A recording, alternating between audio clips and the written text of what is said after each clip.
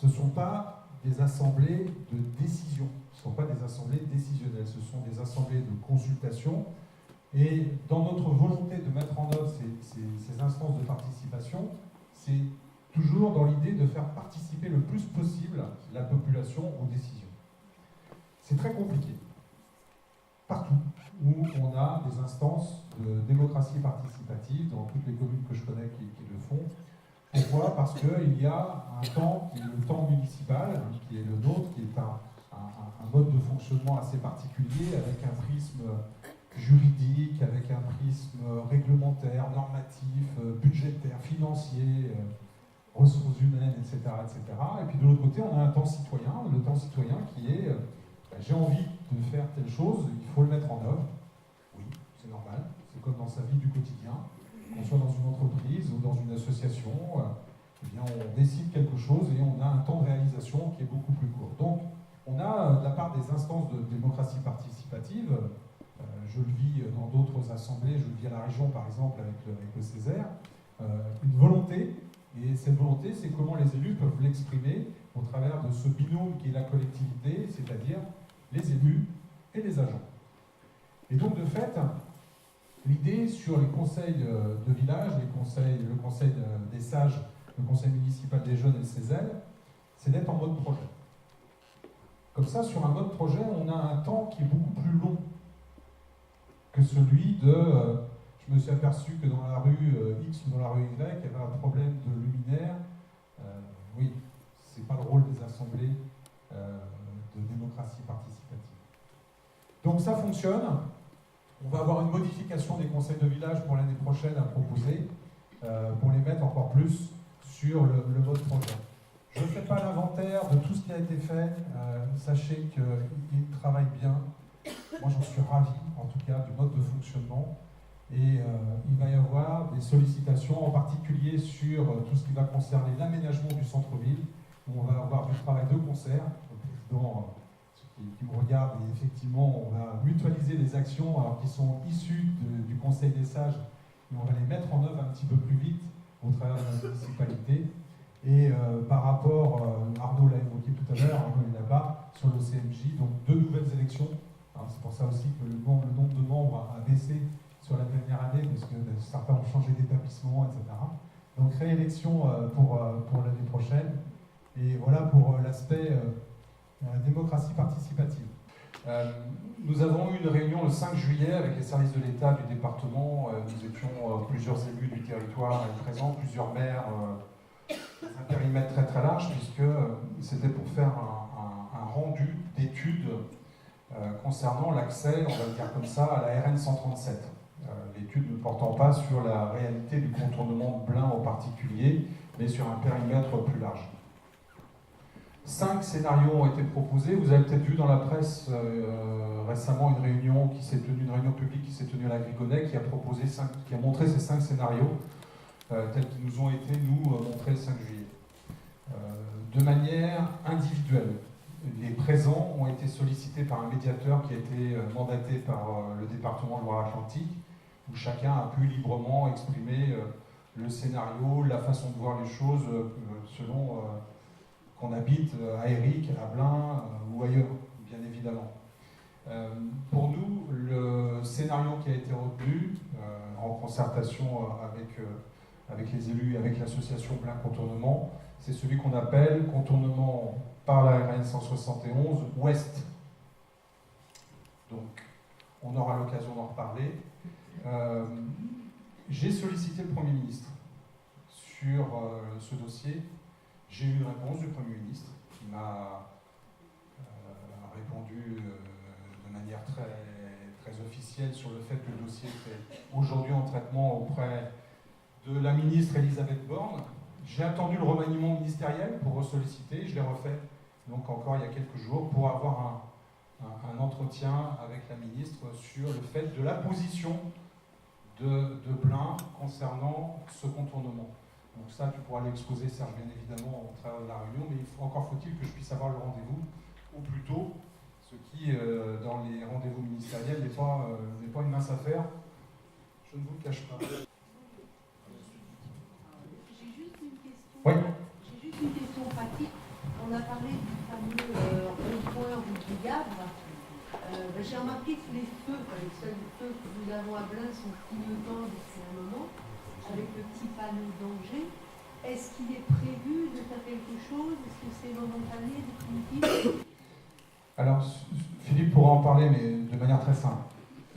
Le coût de réparation, de remplacement des feux est équivalent à l'aménagement d'un plateau, tel que le plateau qu'on retrouve un petit peu plus haut, au niveau de la rue Charles de Gaulle, en passant devant la mairie, par exemple. Donc on va plutôt supprimer les feux et être sur un plateau qui va permettre d'apaiser la circulation, avec des aménagements complémentaires, en particulier sur le stationnement dans la rue de la Forêt, ce qu'on appelle le stationnement en alterné, voilà, ce qui permet de dire il y a 3 places du côté gauche, 2 places du côté droit, et donc on a une obligation de rouler moins vite. Vous avez parlé de la dynamisation du centre-ville. Or, on voit de plus en plus de commerces fermés. Est-ce que vous envisagez quelque chose pour attirer des commerçants dans le ville? J'ai assisté, je vais vers le bord d'ailleurs, on était à Saint-Nazaire à l'initiative de l'ADCF, donc c'est l'Association des communautés de France, et on était en particulier avec la Caisse des dépôts et consignations, justement dans cette opération dont je parlais tout à l'heure, qui est l'opération Cœur de Ville au niveau national. Le constat, il est simple et compliqué en même temps. Il est simple, c'est une modification des comportements d'achat. C'est-à-dire ce sont nos concitoyens qui changent leur comportement d'achat. Qui aurait dit il y a 10 ans que nous aurions 2 vendeurs de cigarettes électroniques? Personne. Qui aurait dit que nous aurions un magasin d'informatique? Personne. Qui aurait dit que les charcutiers, les uns après les autres, fermeraient? Personne. Sauf que les comportements d'achat, c'est chacun qui se les approprie. C'est soit on continue l'escalade vers Internet et les acquisitions qui se font, on va entendre parler prochainement de l'installation définitive des stockages Amazon sur Grand Champ des Fontaines, soi-disant créateur de 1500 emplois, ça on verra. Mais en tout cas, Amazon réfléchit à une chose en ce moment. Ils ont signé un protocole avec le groupe Monoprix pour la livraison du frais directement aux commandes par Internet. Donc on peut continuer l'escalade infernale vers Internet. Moi je ne suis pas pour. Et c'est mon comportement personnel. Et mon comportement personnel ne va pas changer grand-chose à l'implantation d'un commerçant. Peut-être, mais en tout cas sur le bourg de Nozay, ça ne se passe pas du tout comme ça et c'est très dynamique. Donc le comportement d'achat, il est aussi lié à la gestion des commerces et des gens qui les tiennent. Alors il est lié à une autre chose sur Nozay, c'est que Nozay on a une route. Enfin, on a une rue, plus exactement. Et donc, on est bien dans les notions de circulation dans le centre. Ça change complètement la donne, et c'est pour ça que cette étude que nous avons faite l'a signalé complètement. Nous avons une nécessité impérieuse qu'il n'y ait plus de poids lourds dans le centre. Simplement, je l'ai déjà dit, si je prends la décision personnelle de prendre un arrêté de circulation dans le centre-bourg des camions, il va être retoqué par le département, mais je peux le prendre. Simplement, je vais rentrer en conflit avec le président du département qui va me dire « tu n'as pas le droit de le signer ». Et il a raison, parce qu'on va à ce moment-là dire « nous, c'est plus notre problème, on ne veut plus de camions dans le bourg, débrouillez-vous avec vos routes départementales ». Ça ne se passe pas comme ça. Donc, premier point. Deuxième point, oui, il faut une circulation apaisée.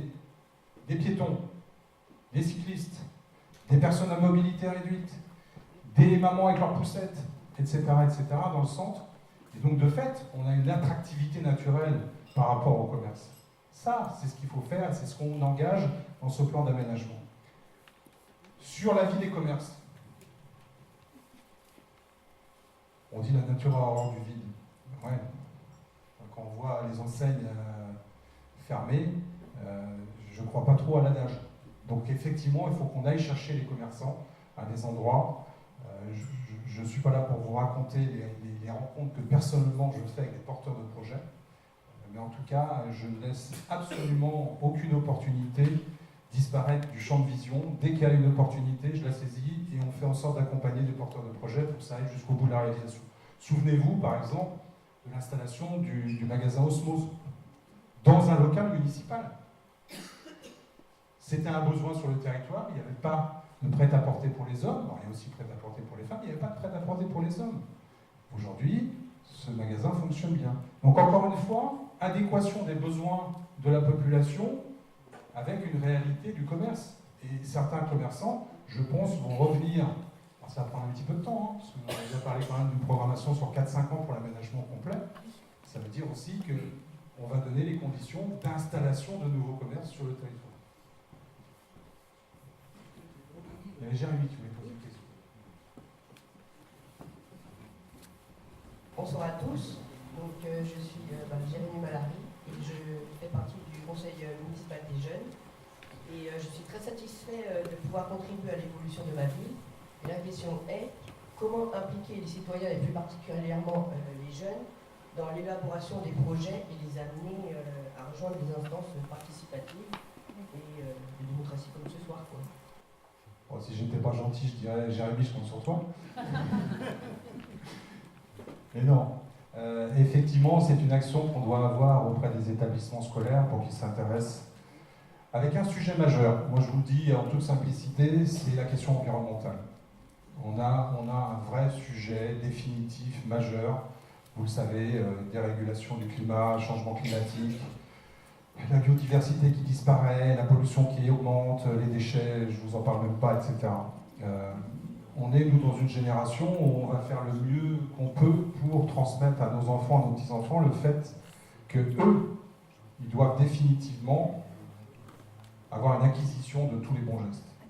On est peut-être passé, nous, à côté de certaines choses. Il faut aussi ne pas se blâmer non plus trop. On est passé à côté de certaines choses, j'en suis convaincu. Ou en utilisant certains produits, on pensait bien faire.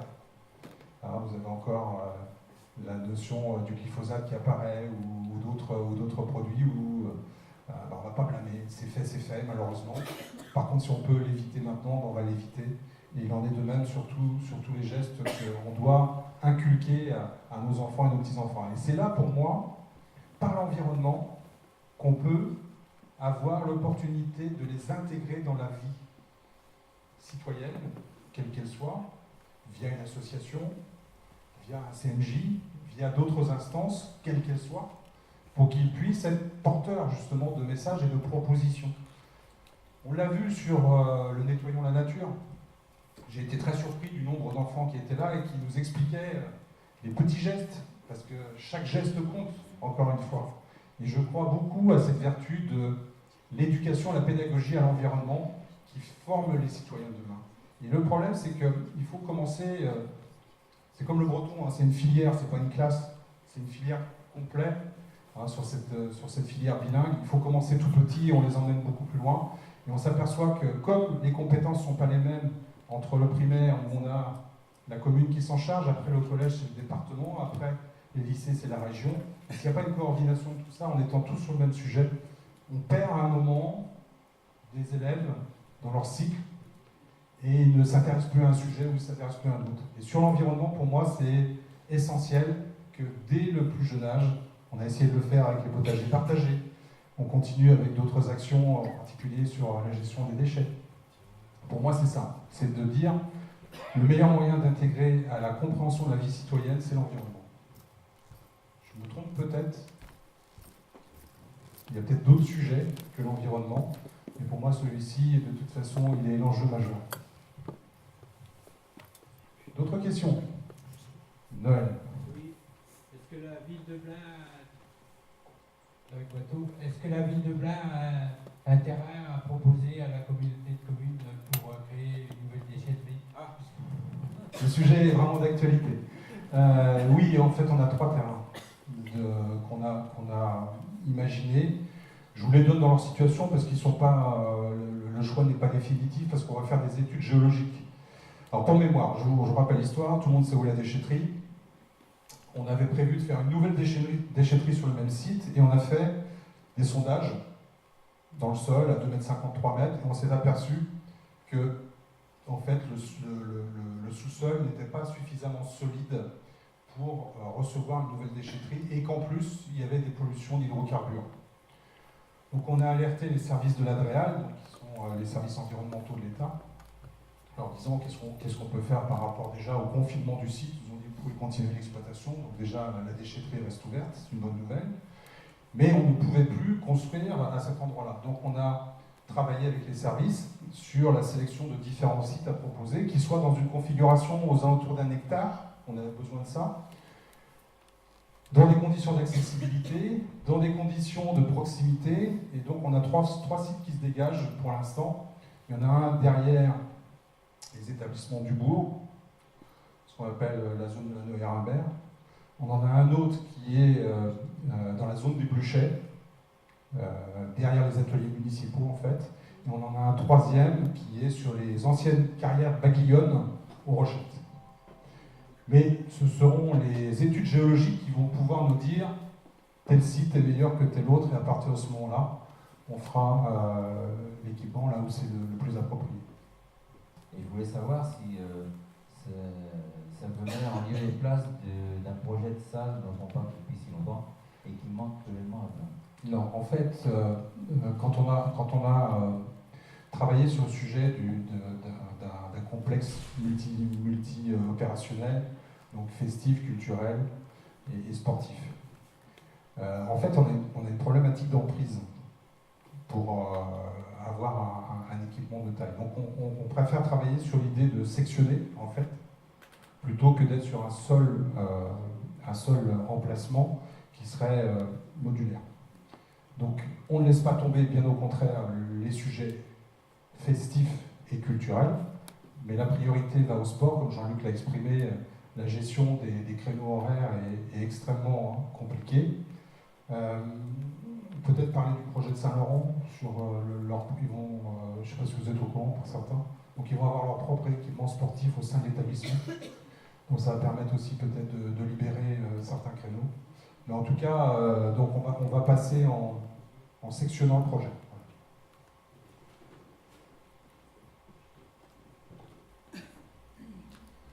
D'autres questions? Profitez-en.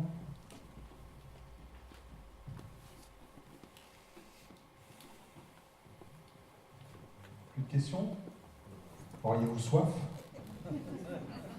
Non? Bon. En tout cas, je vous remercie beaucoup de votre participation s'il n'y a plus de questions. Ces moments sont importants. Le prochain sera la cérémonie des vœux. Alors, il ne sera pas sous forme d'échange. Je serai une des personnes qui parlera. On aura, comme tous les ans, donc, avec le travail qui est fait, comme je l'expliquais Jean-Luc, avec le comité départemental des médaillés de la jeunesse des sports et l'engagement associatif, les remises de médailles à nos bénévoles. Et je vous annoncerai peut-être à ce moment-là, j'attends de voir avec Habitat 44 la présentation définitive, mais peut-être une présentation de l'aménagement du Pré Saint-Laurent. Ça fait partie, là aussi, de l'aménagement complet du centre-ville parce qu'on a une cassure, on a une vraie fracture physique quand on parle du Pré Saint-Laurent. Je fais exprès à chaque fois de parler du Pré Saint-Laurent pour éviter de parler de la cité Saint-Laurent. Vous voyez, donc c'est là aussi, ne serait-ce que dans le verbe, il faut aussi faire attention. Donc le Pré Saint-Laurent, l'idée étant de rendre une déambulation facile de l'église, on va dire, jusqu'au canal, jusqu'au port, en passant par le Pré Saint-Laurent. Ce sera tout l'enjeu du projet, avec de nouveaux services sur le Pré Saint-Laurent, peut-être de nouveaux commerces sur le Pré Saint-Laurent.